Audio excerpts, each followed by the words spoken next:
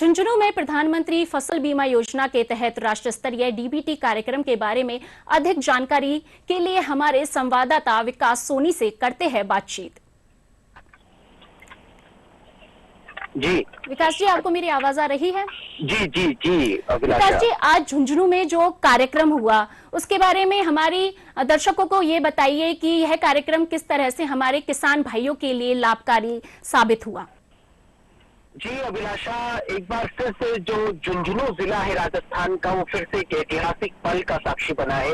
वो इसलिए क्योंकि आज से करीबन 7 साल पहले 8 मार्च 2018 को प्रधानमंत्री नरेंद्र मोदी ने झुंझुनू जिले से ही राष्ट्रीय पोषण मिशन की शुरुआत करी थी, जिसका उद्देश्य था कि जो किशोरियां हैं, जो गर्भवती महिलाएं हैं, उनकी पोषण की स्थिति में सुधार करना।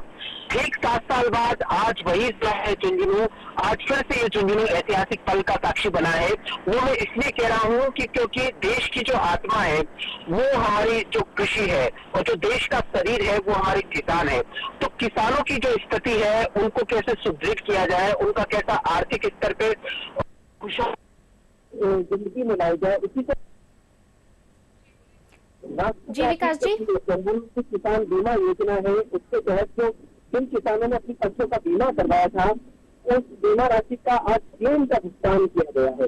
इसमें जो रबी की फसल है उसके लिए 2024-25 के लिए, और जो खरीफ की फसल है उसके लिए 2024 के लिए जो किसानों ने जो बीमा क्लेम किया था उसका डीबीटी के जरिए भुगतान किया है, जिसमें कृषि एवं जो किसान कल्याण मंत्री है, केंद्रीय कृषि एवं किसान कल्याण मंत्री शिवराज सिंह चौहान और मुख्यमंत्री भजनलाल शर्मा की मौजूदगी में हुआ। और इस कार्यक्रम की सबसे खास बात ये रही कि इस कार्यक्रम को संबोधित करके जो कृषि मंत्री शिवराज सिंह चौहान ने कहा कि जो देश का किसान है उसको किस तरीके से सुदृढ़ किया जाए, किस तरीके से खुशहाल किया जाए, किस तरीके से उसकी आर्थिक स्थिति को सुधारा जाए, ताकि जो हमारे देश की जो अर्थव्यवस्था है जिसमें कृषि का 50% से ज्यादा। तो इस कार्यक्रम में किन घोषणाओं पर ज्यादा ध्यान रखा गया, किन घोषणाओं के बारे में ज्यादा बातचीत की गई? प्रधानमंत्री नरेंद्र मोदी के नेतृत्व में जो सरकार है लगातार कार्य कर रही है।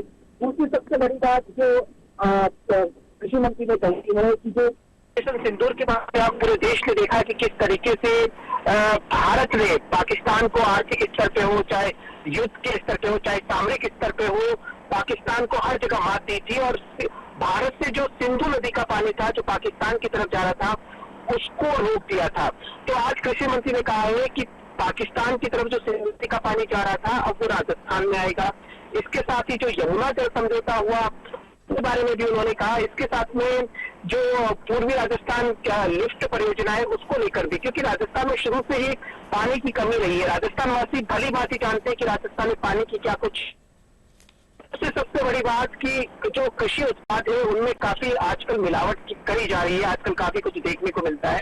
तो कृषि मंत्री ने कहा कि जो मिलावट कृषि उत्पादों में करी जा रही है, जो पेस्टिसाइड्स में मिलावट करी जा रही है, इसको बिल्कुल नकारा जाएगा और इसके लिए नया कानून लाया जाएगा। और सबसे बड़ी बात कृषि मंत्री ने कहा कि आजकल जैसा देखा जा रहा है कि कुछ विदेशी ताकतें हैं जो हमारे देश के ऊपर किसी न किसी प्रकार का दबाव बना रही है, और उनका कहना है कि जो विदेशों के जो कृषि उत्पाद है वो भारत में बिना किसी ड्यूटी के दिए भारत में बिकेंगे।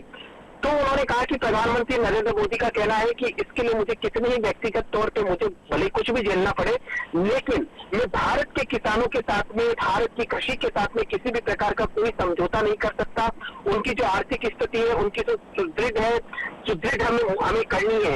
तो उन्होंने इस तरीके से विदेशी जो कृषि उत्पाद थे उसके ऊपर पूरी तरीके से नियंत्रण लगा दिया। दूसरी उन्होंने सबसे बड़ी बात कही है जो कृषि कल्याण मंत्री, उन्होंने कहा कि जिस तरीके से प्रधानमंत्री नरेंद्र मोदी जी ने जो आह्वान किया है कि स्वदेशी वस्तुओं को ही अपनाया जाए, तो इसलिए आज कार्यक्रम का जब समापन हुआ तो स्वदेशी वस्तुओं को अपनाने को लेकर ही कृषि मंत्री ने एक प्रतिज्ञा दिलवाई। दूसरी सबसे बड़ी बात, कार्यक्रम को भजनलाल शर्मा जी ने संबोधित करते हुए कहा कि राजस्थान में भी भारतीय जनता पार्टी की सरकार है और केंद्र में भी भारतीय जनता पार्टी की सरकार है। तो ये डबल इंजन सरकार हर वक्त हर समय कृषि का जो क्षेत्र है उसमें बड़े दमखम के साथ में किसानों की आर्थिक स्थिति को किस तरीके से उन्नत किया जाए और किसान वैज्ञानिक नवाचारों का उपयोग किस तरीके से करे, इसके लिए लगातार सरकार प्रयास कर रही है। जी अभिलाषा। विकास जी, हमारे साथ जुड़ने के लिए आपका धन्यवाद। तो हमारे साथ जुड़े हुए थे हमारे झुंझुनू संवाददाता विकास सोनी।